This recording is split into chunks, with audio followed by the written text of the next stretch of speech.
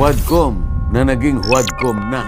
Isa kayong komite na ang tanging layunin ay magbalangkas ng mga panukalang batas. Pero ang ginagawa ninyo ay kabaligtaran sapagkat ang nagaganap sa inyong mga pagdinig ay panguusig lamang sa mga taong inaakala ninyo na nagkasala sa batas.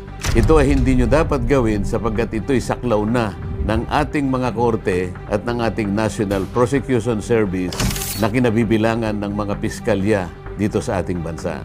Ang paulit-ulit na pag-iimbestiga ninyo sa Pangulong Duterte ay taliwas talaga sa inyong responsibilidad na mismong ang ating saligang batas ang nagtakda.